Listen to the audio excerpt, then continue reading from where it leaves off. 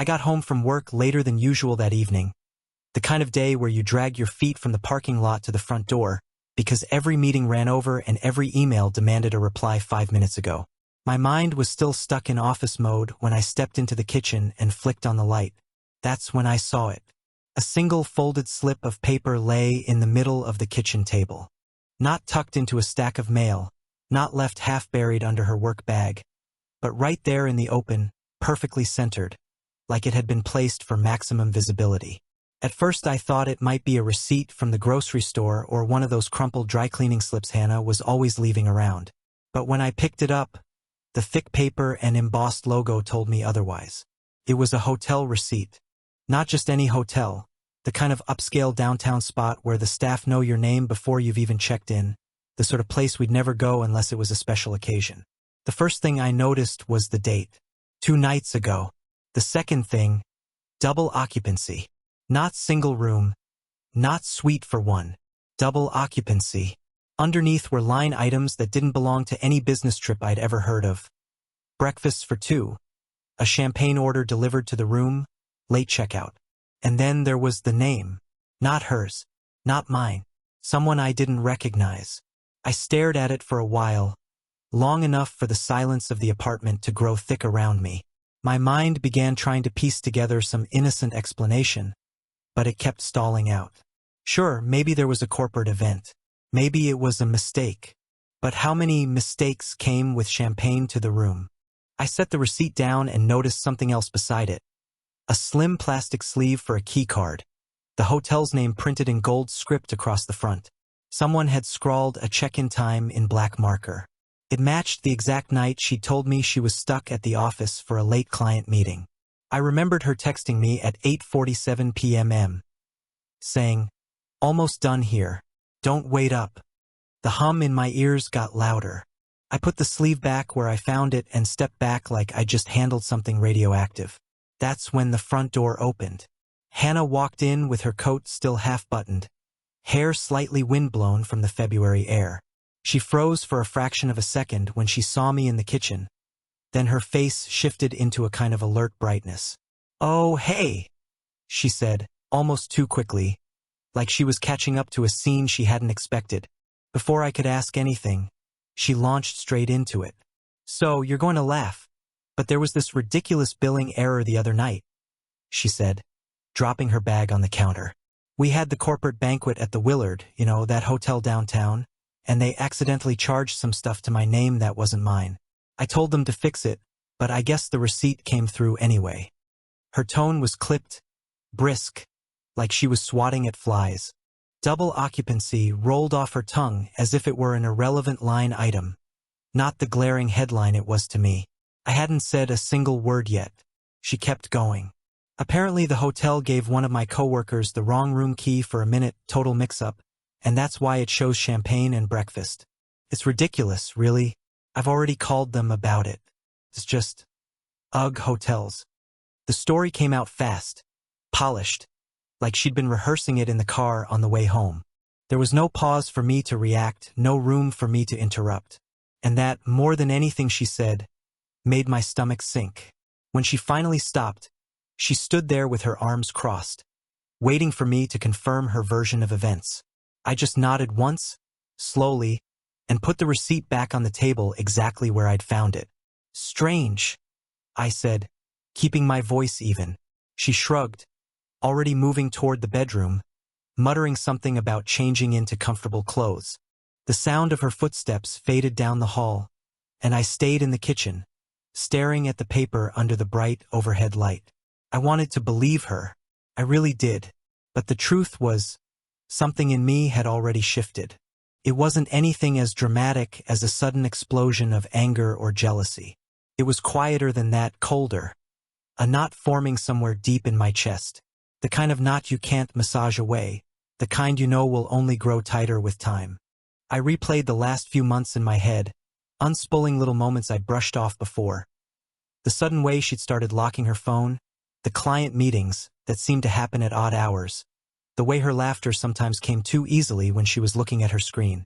I told myself not to go down that road yet, not without more than a piece of paper and a gut feeling. But the truth was I didn't need more.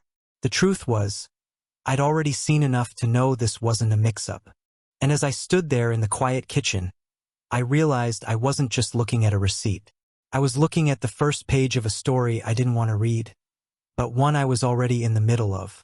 The next morning, I drove to the office with the hotel receipt still fresh in my mind, folded neatly in my briefcase like a secret I couldn't let go of. The hum of the tires on the asphalt was hypnotic, but instead of thinking about the client meeting I had at 9, my mind kept dragging me backward. Hannah had always been good at explaining things away. Little inconsistencies, gaps in her schedule, minor changes in routine. Normally, I'd accept her answers without much thought. We'd been married long enough that trust felt like a given, not something I had to consciously maintain. But lately, her explanations didn't feel like bridges. They felt like barriers, carefully constructed walls to keep me on my side, away from whatever was on hers. I started replaying the last few months in slow motion. It was like watching an old home video where something seems off, but you can't put your finger on it until you've seen it a dozen times. First, there was the phone. She used to leave it lying on the couch or the counter, screen up, pinging every so often with group chats or reminders. Then, without warning, she started keeping it in her pocket, face down, or flipped over if it was on the table. At first I chalked it up to habit. People get weird about phone privacy. But then she started taking it with her even for quick trips to the bathroom.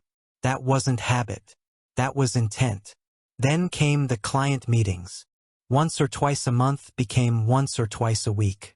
Sometimes they ran late, pushing past dinner into the kind of hours where I'd already be halfway through a Netflix episode without her. When I'd ask who she met with, she'd rattle off a client name I didn't recognize, or she'd wave it away as internal stuff I wouldn't care about. And then there was him, the colleague from marketing she started mentioning more and more. Always casually, like in passing, "Oh, Matthew said the funniest thing in the break room today." Or, "I think Matthew's the only one keeping that department running." The first few times I didn't think much of it. But the more his name popped up, the more it lodged itself in my mind. I'd never met Matthew. I didn't even know what he looked like. But in my head, he was tall, confident, the kind of guy who knew exactly how to make people laugh. The kind of guy you'd talk about without even realizing how often you were doing it. The changes didn't stop there. One evening, Hannah told me she'd turned off our shared location tracking for security reasons. Apparently, she'd read some article about hackers using shared locations to stalk people. I told her that sounded paranoid, but she just shrugged and said, "Better safe than sorry." I told myself I didn't care, that I didn't need to know where she was every second of the day. But that was a lie. The truth was, I missed the comfort of knowing her patterns, of seeing that she was where she said she'd be. Without it, there was only her word, and her word was starting to feel less solid than it used to. At home, she was different too. Distracted. She'd sit on the couch with her laptop open or her phone in hand, smiling at something on the screen. If I asked, "What's so funny?" she'd just shake her head and say, "Nothing," before closing the window or locking the phone. There were physical details too, the kind you can't explain away with corporate banquets or billing errors. Twice, maybe 3 times, I'd hugged her after she got home from work and caught a whiff of men's cologne that wasn't mine. It was subtle, like it had been fading for hours, but it was there. A scent I didn't recognize. Spiced, sharper than anything I owned. Each incident was small enough to ignore on its own. I could tell myself she'd borrowed someone's charger in the break room, or she'd brushed against a client's jacket in a crowded elevator. But together, these details began to form a picture I didn't want to see. One night, while she was in the shower, I caught myself standing in the bedroom doorway, staring at her phone charging on the nightstand. The urge to pick it up, to open it and scroll until I found something, anything, was so strong my fingers twitched. But I didn't touch it. If I found nothing, I'd feel like a paranoid fool. If I found something, I'd never be able to put it back in the box. I kept telling myself I needed more. More than a gut feeling. More than suspicious timing. More than the memory of a champagne receipt I'd shoved into a desk drawer. But in the quiet moments, like when she'd roll away from me in bed without saying goodnight, or when her phone would buzz and she'd smile before turning the screen over, I knew I already had enough. I just wasn't ready to admit it. It happened on a Thursday. I'd left work an hour early, something I almost never did, because a last-minute meeting was canceled. I remember debating whether to text Hannah and suggest we get takeout, but part of me wanted to surprise her. When I turned onto our street, the first thing I noticed was the car parked in front of the house. It wasn't hers, and it definitely wasn't mine. A silver sedan, a few years old, spotless enough to suggest someone actually cared about keeping it that way. I slowed down as I passed and caught a quick glance at the parking permit stuck to the inside of the windshield. I didn't recognize the logo, but something about it screamed, "Office building downtown." My gut tightened. Pulling into the driveway, I cut the engine and just sat there for a moment, trying to come up with a reason why someone else's car would be here in the middle of the week. Maybe it was a delivery driver or a neighbor stopping by. Maybe Hannah had invited someone over from work. But then I saw it, the faint movement of shadows through the slightly open living room curtains. The front door wasn't locked. I pushed it open slowly, my heart thudding in my ears. The smell hit me first.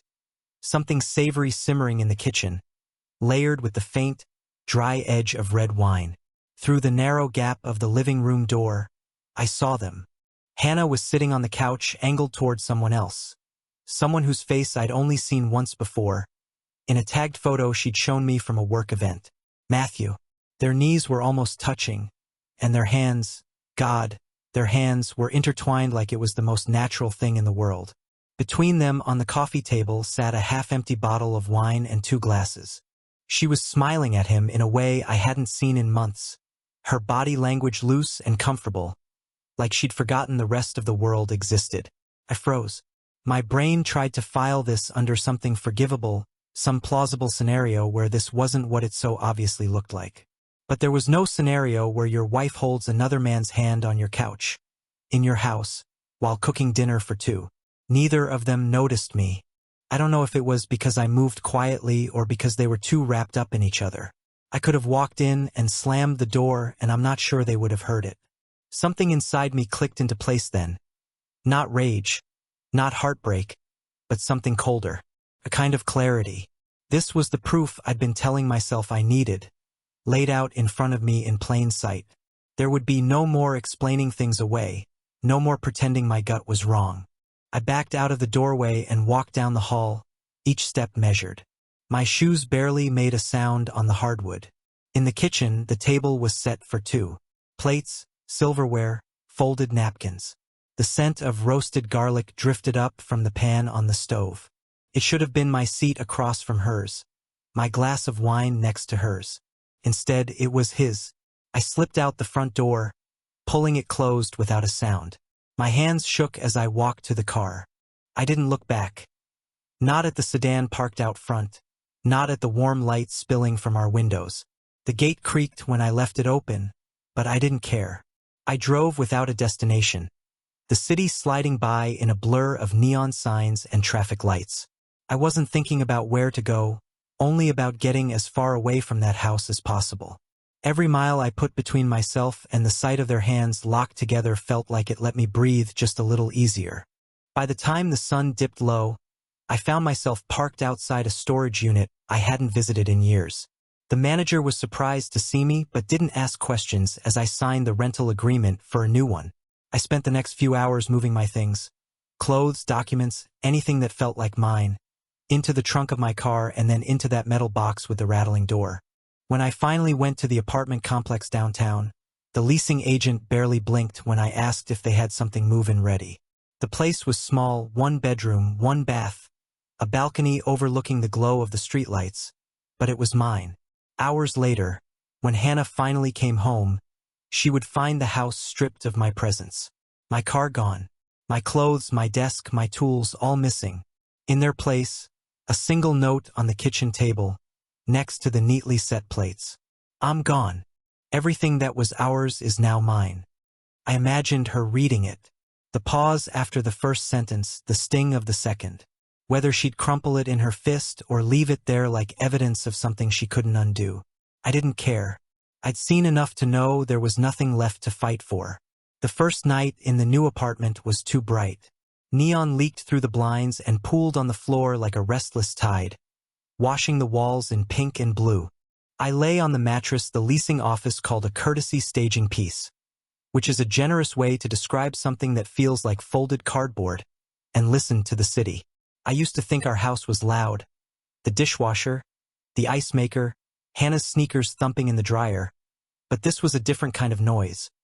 Buses sighing at stops, a motorcycle barking down the avenue, laughter riding an elevator shaft like it had somewhere better to be.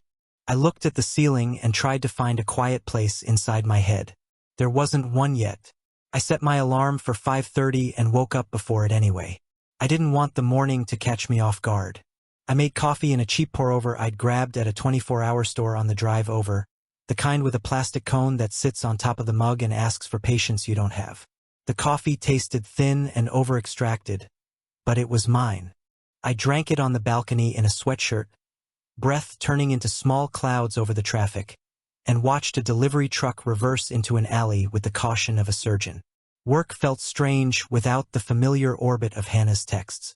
For years we'd passed little messages back and forth.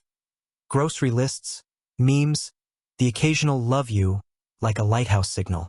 Now my phone sat face down and quiet. I answered emails faster. I volunteered for calls other people dodged. When the office opened the gym on the 8th floor to early birds, I was there, jogging nowhere while the sun lifted between buildings like a bright coin. The rhythm kept my mind from rewinding to the living room I'd left, the wine glasses on our table, the way her hand had found someone else's without looking. The silence that waited for me after work wasn't empty. It was wide. I filled it with things that didn't talk back. I assembled a flat-pack desk with an Allen key that left half-moons in my fingers. I rolled a new rug across the floor and watched it relax at the edges, as if the room had convinced it to stay. I stacked my books on the windowsill, then changed my mind and stacked them on the floor. None of the arrangements felt permanent, and that was comforting. I didn't want anything pretending to last forever while I figured out how to last the night. Hannah texted on the second night. The preview showed 3 lines and a blue dot. I let it sit for an hour, then another. When I finally read it, the words were careful, like someone placing teacups on a glass shelf. A misunderstanding? A late meeting you left so fast, can we talk? There was no apology tucked anywhere I could find it. I put the phone down and went for a run at 9, the air thick with the day's leftover heat. I ran past a diner with fogged windows, a pawn shop, a bar with a chalkboard promising trivia. I ran until the knot in my chest loosened enough to let air in. On the third morning, I woke before the alarm again. Dawn leaned through the blinds in thin gray bands. I did push UPS on the living room floor, counting numbers out loud just to hear a voice. Afterward, I stood under the shower until the mirror fogged and my skin went pink, then dressed and made a list on a sticky note. Utilities, renter's insurance, new towels, toothpaste, stamps. Stamps felt like an overcorrection, but it made the list feel official. I stuck it to the fridge, a blank door waiting for magnets that hadn't arrived yet. There's a line between loneliness and solitude that I hadn't understood before. Loneliness is a room that keeps asking, "Where is everyone?" Solitude is a room that says, "You're fine." The apartment edged toward the second one, hour by hour. I hung a plant near the window. I opened the balcony door and let the street's warm breath fill the place. The neon signs blinked and blinked again, like they were practicing resilience. I pretended they were teaching me. Hannah's second message came a few days later, sharper at the edges. She said I'd overreacted, that what I saw was not the full picture, that I'd packed up our life over a misunderstanding. She said her colleague had needed help with a project and they were waiting for a third person who never showed. I read the paragraph twice, then scanned it for the word sorry like a person looking for exits in a crowded room. The word wasn't there. I muted the thread for 8 hours and went to the gym. Routine did the slow work of sanding me down. Wake early. Move my body. Answer the hard emails first. Eat something green. Call my brother back. Learn where the forks go. It was humbling, relearning a home's muscle memory with just my hands. I burned my first dinner trying to sear vegetables in a pan that was too cold. I ate them anyway, the char catching at the back of my throat like a reminder. The next night I tried again and did better. On Friday my manager asked if I was okay. I said, "Yeah, just making some changes." He nodded in that careful HR-certified way that says, "I'm not gonna pry, but I'll remember this." At lunch I walked 3 blocks to a discount store and bought a set of real plates that didn't bend when you cut a steak. The cashier asked if I wanted a gift receipt. I almost said yes out of habit, then realized the gift was to myself. The nights were the hardest. Not because I missed Hannah's voice, though sometimes I did, but because my brain wanted to replay the footage, frame by frame in high definition. I tried tricks. Counting backward by sevens, guided breathing, a podcast about the Roman Empire that kept losing to the memory of a hand on my wife's knee. Eventually I'd fall asleep and wake from a dream where everything was normal and feel, for one luxurious second, like I'd imagined it all. Then the neon would blink, the city would clear its throat, and the truth would take the chair by my bed like it owned the place. Her tone shifted after a week. The messages softened, losing their brittle gloss. She said the house felt too quiet. She said she reached for my coffee mug in the morning and found the shelf bare. She said she noticed how many things I'd handled without asking. Trash day, the oil changes, the tiny hiss in the guest room radiator that goes away if you tap the valve with the handle of a screwdriver. None of it sounded like missing me. It sounded like missing gravity, the invisible pull that keeps a life from drifting into corners. I didn't gloat. I didn't reply either. I was learning a new kind of restraint. Not the kind where you hold words back to keep the peace, but the kind where you accept silence as the answer.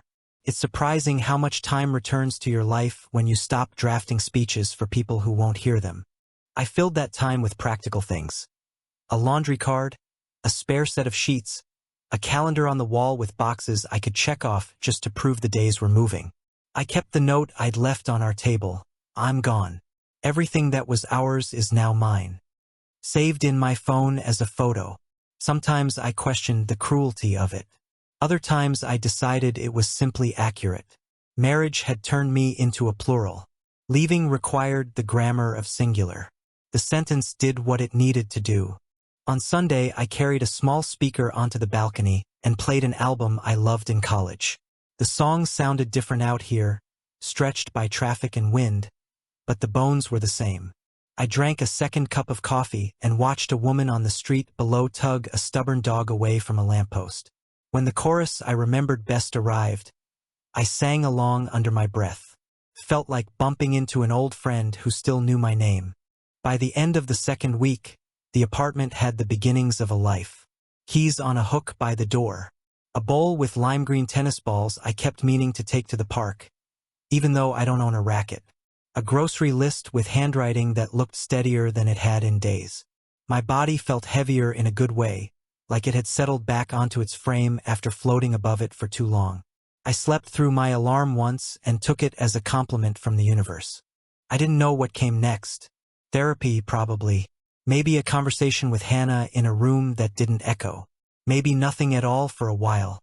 But when I turned out the lights that night, the neon still crept in, soft and insistent, and for the first time since I left, I didn't feel the need to shut it out. The city can't apologize for shining. I decided I wouldn't apologize for surviving. I stood by the window and let the city breathe for me, counting slow inhales until the ache in my ribs eased, and for a moment I felt newly solid. Okay. The shift came almost exactly 7 days after I left. Until then, her messages had been a tight rotation of irritation, disbelief, and self-defense. She'd rewrite history in little ways, claiming I had misinterpreted what I saw, that I'd been impulsive, that if I just stayed and talked, the truth would have made everything right. None of it landed. None of it touched the place where my trust used to be. But then, one night after work, my phone lit up with a message that didn't sound like the others. It wasn't barbed. It wasn't trying to win an argument. It just read, "The house is too quiet." I stared at it for a long time before sliding the phone back into my pocket. 10 minutes later, another ping. "I keep reaching for your coffee mug in the morning and forgetting it's not here anymore." Then, 20 minutes after that, "I finally fixed the radiator in the guest room. You were right about the valve." They kept coming over the next few days. Little observations, seemingly harmless, but each one circling the same point. She'd built her routines around my presence, and now she was tripping over the empty spaces I'd left behind. I knew better than to mistake these for love letters. This wasn't about missing me. It was about missing the gravity I provided. I'd been the one who remembered the oil change intervals, who knew which breaker to flip when the kitchen lights went out, who could tell when the furnace filter was choking just by the way it sounded at night. She was noticing the quiet, yes, but not the quiet of my voice, the quiet of work she'd never had to think about. Once, she sent a picture of our old porch light, still broken. The caption read, "I don't even know where to start with this." I typed out a reply, something about how the screws on the base were stripped, how she'd need to replace the whole fixture, and then deleted it. Instead, I put the phone down and went to water the plant on my balcony. When the next message came, it had a different flavor. Feels like I've been walking around in an empty set. Everything's where it's supposed to be, but it's all just props now. It was almost poetic if you didn't know the context. But I did. I could see her wandering through those rooms, feeling the hollowness, wondering why the air didn't bend the way it used to. What she didn't understand was that the hollowness wasn't accidental. It was the echo of her own doing. One night, she called instead of texting. I didn't answer. I listened to the voicemail later, the sound of her voice thinner than I remembered. She talked about how she couldn't sleep in her bed anymore, how she'd been camping out on the couch because the bedroom felt too big without you. She said the coffee tasted different. She said she'd stopped watching our shows. What she didn't say, what she still hadn't said, was, "I'm sorry." It struck me then how much of our old life had been built on my willingness to absorb the friction. I'd been the buffer, the problem solver, the one who carried the little burdens so she could float above them. Without me, those burdens had nowhere to go but onto her shoulders. Part of me thought she might eventually stumble into the truth, not the kind you can rehearse, but the kind you only get to by stripping away every self-protective layer. But another part of me knew she might just be trying a new tactic. When anger doesn't work, try melancholy. When melancholy doesn't work, try nostalgia. It wasn't working. I didn't reply to most of her messages. The few I did answer were clipped and practical. When she asked if I'd taken the spare set of house keys, I told her yes. When she asked where I'd left the warranty for the washer, I told her in the top drawer of the filing cabinet. That was the extent of it. One evening, I sat on my balcony while the city wrapped itself in neon and thought about the woman sending those messages. Not the Hannah from the kitchen table with the hotel receipt between us. Not the Hannah on the couch with someone else's hand in hers. But this new version, wandering her own home like a guest. She wasn't reaching for me. She was reaching for the scaffolding I'd provided, the invisible structure she'd leaned on without thinking. And maybe, just maybe, she was starting to feel what it was like to stand without it. That thought should have made me feel vindicated. Instead, it just made me tired. Her tone had changed, yes, but tone was never the problem. The problem was the truth underneath it, and that hadn't moved an inch.